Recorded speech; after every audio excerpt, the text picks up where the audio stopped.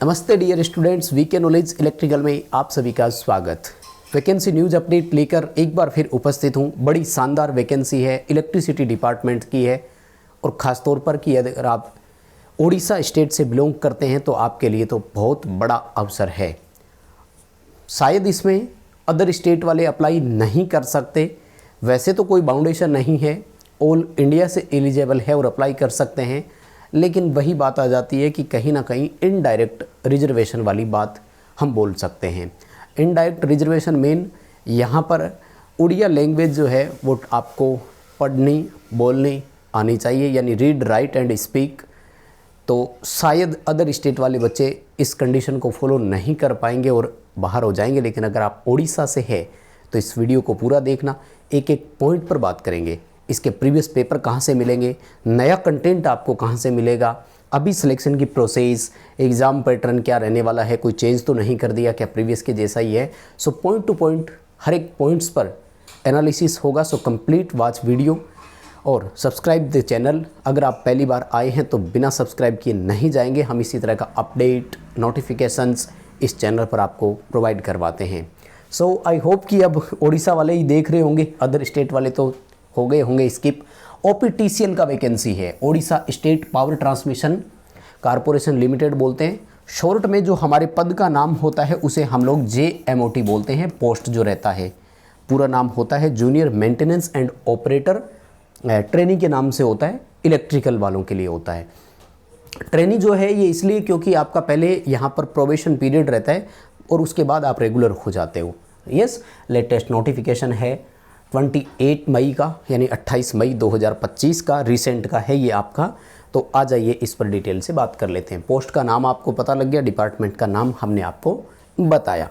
हम बात करेंगे कि नंबर ऑफ़ वैकेंसीज़ कितनी है, सीट किसके लिए कितनी है।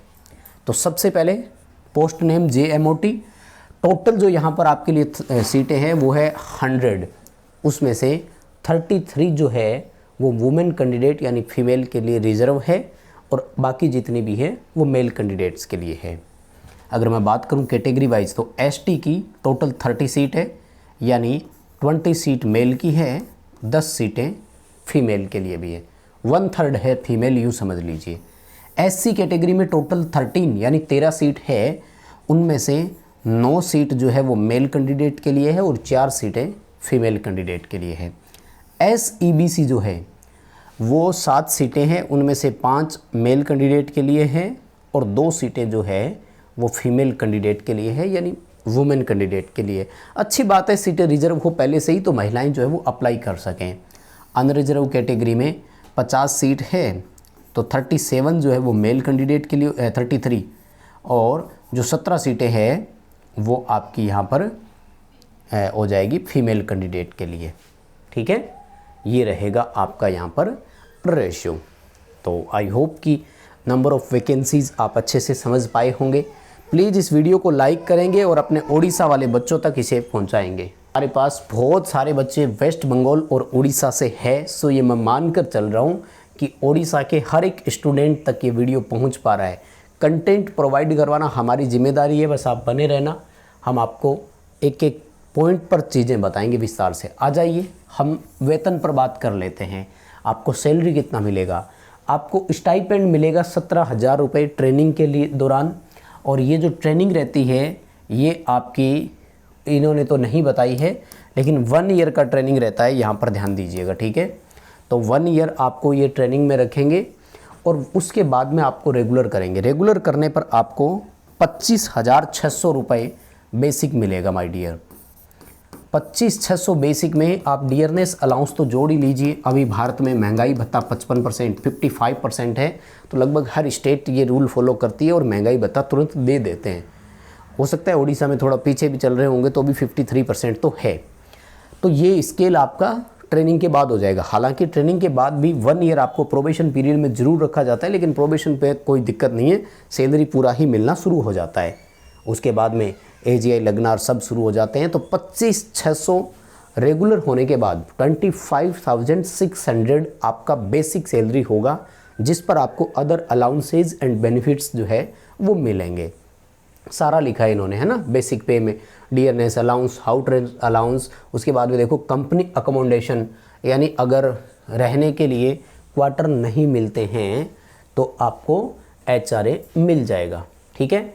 1 ईयर का ट्रेनिंग रहेगा और 1 ईयर का जो है आपका प्रोबेशन पीरियड रहेगा, उसकी कोई बड़ी चीज़ नहीं है। आइए माय डियर क्वालिफ़िकेशन पर बात करते हैं। इस JMOT पोस्ट के लिए OPTCL OHPC इनमें एक विशेष अलग क्वालिफ़िकेशन भी रहती है, वो आपको कैसे मिलेगी उस पर भी मैं पॉइंट से बात करूँगा, सो कंप्लीट वीडियो देखना है। तो HSC हायर सेकेंडरी पास होना चाहिए आपका, और उसके बाद में नेशनल ट्रेड सर्टिफिकेट होना चाहिए आपके पास। अच्छा, वो SCVT या NCVT हो, दोनों चलेंगे, कोई दिक्कत नहीं है। इलेक्ट्रीशियन ट्रेड से होना चाहिए। 60% एग्रीगेट मार्क्स आपके ITI में होने चाहिए, ध्यान से सुन लीजिएगा। 60% मिनिमम क्वालिफिकेशन मार्क्स है एग्रीगेट। हाँ, if you belong to SC ST और फिजिकली हैंडीकैप्ड देन थोड़ा सा आपको रिलैक्सेशन है, 10% का रिलैक्सेशन, और you will be eligible with 50%, 50% number के साथ भी आप एलिजिबल है और आप इसे जो है वो अप्लाई कर पाएंगे। अब आइए माय डियर, सबसे मोस्ट इंपॉर्टेंट पॉइंट बता रहा हूँ इस वैकेंसी का, वर्कमैन परमिट। ध्यान से सुनिएगा, वर्कमैन परमिट जो है वो कंपलसरी होता है, देना ही पड़ेगा आपको। लेकिन इंपॉर्टेंट चीज़ क्या है मैं आपको बताता हूँ, बहुत ईजी है ये प्रोसेस, मैं आपको बताता हूँ। अगर नहीं भी है तो ये आपको अपनी क्वालिफिकेशन बेस पे मिलता है और ELBO से मिलता है। ELBO मतलब क्या है, electrical licensing board of Odisha. बहुत इजी और आसान है ये, जिन बच्चों के पास नहीं है मैं बता देता हूँ इसकी थोड़ी सी प्रोसेस आपको क्या रहती है। आप अगर ITI बेस है, यानी इलेक्ट्रीशियन ट्रेड से आपके ITI पास है, तो आपको इसके लिए कोई एग्ज़ाम नहीं देना है। आपके ITI के मार्कशीट या सर्टिफिकेट बेस पे आपको ये वर्कमैन परमिट मिल जाएगा। क्लियरली लिखा हुआ होगा लाइनमैन MW परमिट, ये वाला जो है ये क्लियरली उस पर लिखा हुआ मिलेगा।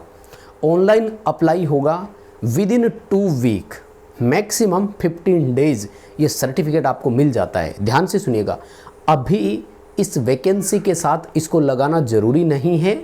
ज्वाइनिंग के टाइम जब डॉक्यूमेंट वेरिफिकेशन होते हैं आपको, तब इसकी ज़रूरत पड़ती है। आराम से समझ लेना, कोई वीडियो को जल्दी छोड़ करके भाग गया तो अधूरी जानकारी रह जाएगी, पूरा सुन लो। ये होता तो कंपलसरी है, लेकिन आपको DV टाइम में चाहिए, DV टाइम से पहले नहीं। मैं थोड़ा और कलर डार्क कर देता हूँ, ध्यान से सुन लो। DV डॉक्यूमेंट वेरिफिकेशन के टाइम आपको ये प्रोवाइड करवाना है। आप फॉर्म अप्लाई करते हैं, उसके लगभग 15 दिन के अंदर अंदर आपको ये मिल जाता है। इसकी और प्रोसेस बताता हूँ।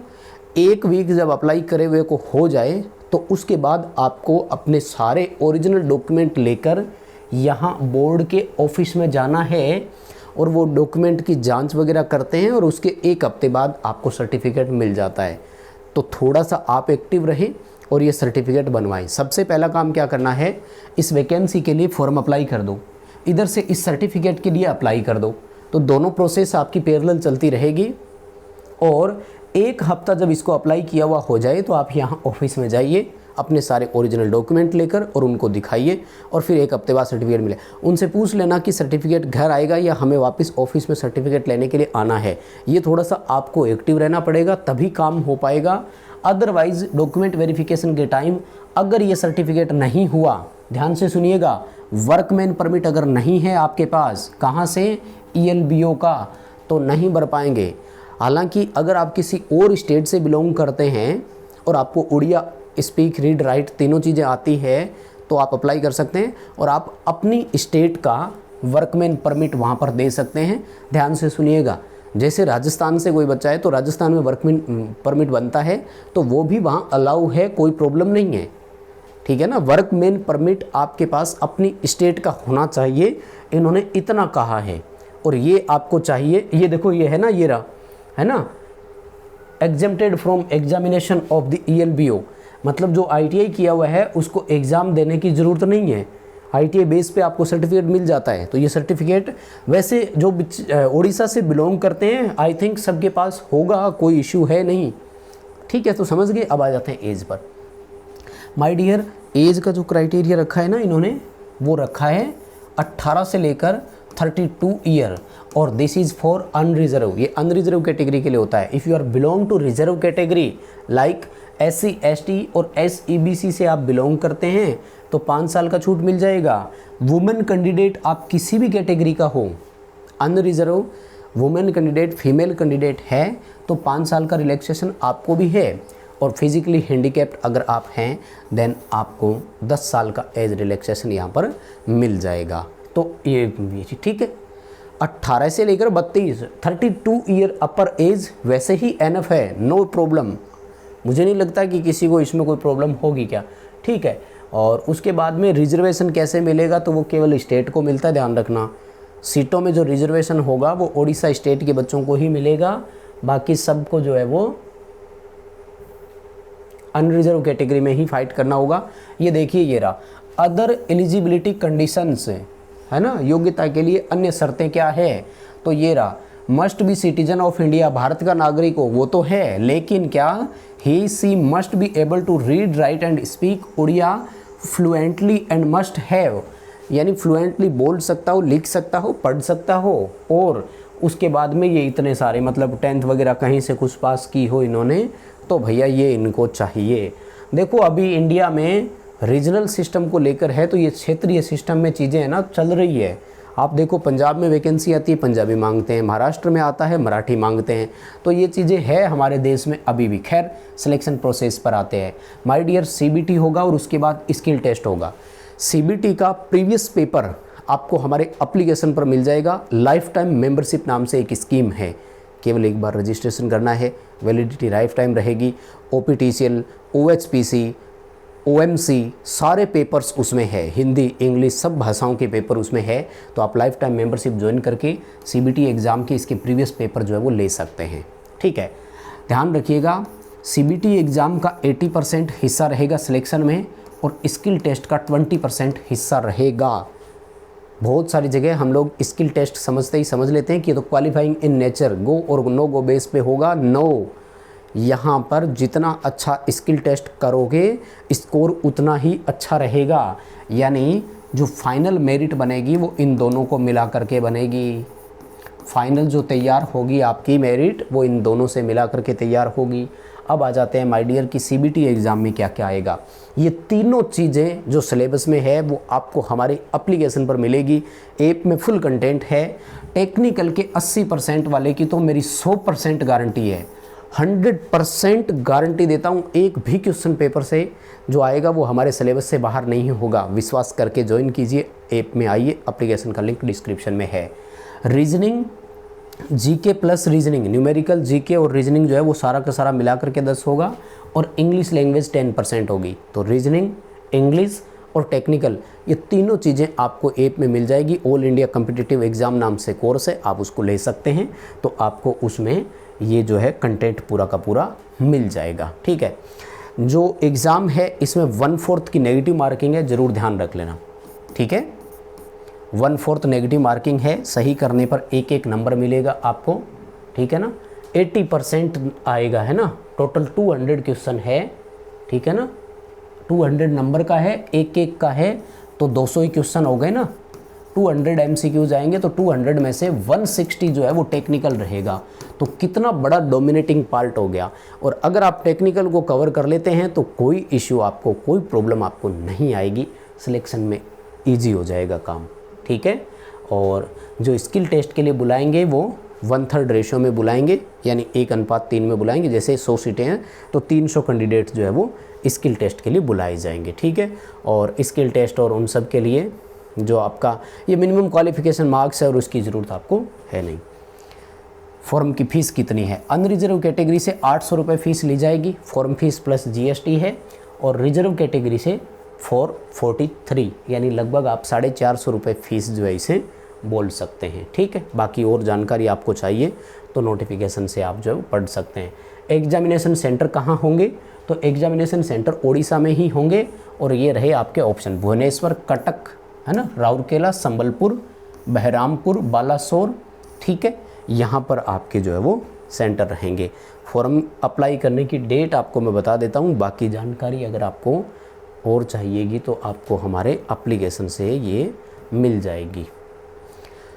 30 मई शाम 6 बजे से ऑनलाइन एप्लीकेशन स्टार्ट होंगे और 29 जून 2025 रात के 12 बजे तक अप्लाई करने की लास्ट डेट रहेगी। तो ये थी पूरी डिटेल वैकेंसी की। आई होप कि क्लियरली हम आपको कुछ एक्सप्लेन कर सके होंगे। प्लीज़ वीडियो को लाइक, चैनल को सब्सक्राइब ज़रूर करेंगे और ये वीडियो अपने दोस्तों तक पहुंचाइए। ओडिशा वाले जितने भी देख रहे हैं please comment love from Odisha. बहुत हौसला अफजाई होता है हमारा भी, तो एप्रिसिएशन के लिए कमेंट प्लीज़। बहुत धन्यवाद।